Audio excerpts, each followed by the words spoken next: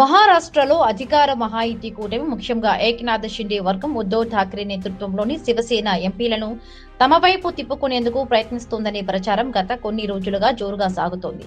ఈ ప్రచారానికి రాజకీయ వర్గాలు ఆపరేషన్ టైగర్ అని పేరు పెట్టాయి.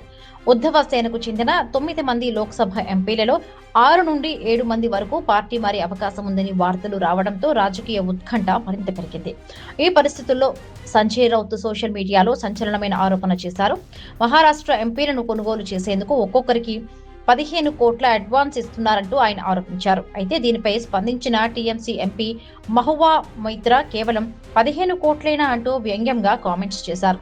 దానికి కౌంటర్ గా సంజయ్ రౌత్ అది కేవలం అడ్వాన్స్ మాత్రమే, అసలు కనీస సపోర్ట్ ప్రైస్ ఒక ఎంపీకి 50 కోట్లు అంటూ మరొక బాంబు పేల్చారు.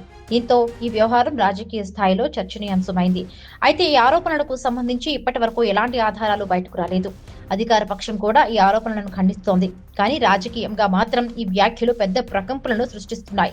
ఎందుకంటే 2022లో ఏక్నాథ్ షిండే తిరుగుబాటుతోనే ఉద్దవ్ ఠాక్రే ప్రభుత్వం కూలిపోయింది. అప్పటి నుండి శివసేన 2 ముక్కలైంది. ఇప్పుడు అదే తరహాలో మరొకసారి ఎంపీల స్థాయిలో చీలిక వస్తుందనే ప్రచారం ఉద్దవ్ వర్గాన్ని కలవరపెడుతోంది.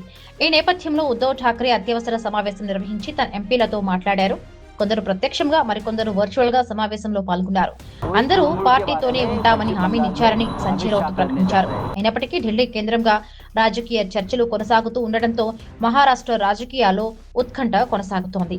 అసలు ప్రశ్న ఒక్కటే, ఇప్పుడు ఉద్దవ్ ఠాక్రే మరొకసారి తన పార్టీని కాపాడుకోగలరా, లేక 2022లో ఎమ్మెల్యేలతో మొదలైన తిరుగుబాటు ఇప్పుడు ఎంపీల వరకు చేరుతుందా? మహారాష్ట్ర రాజకీయాల దిశను నిర్ణయించే కీలక రోజులు మొదలయ్యాయి.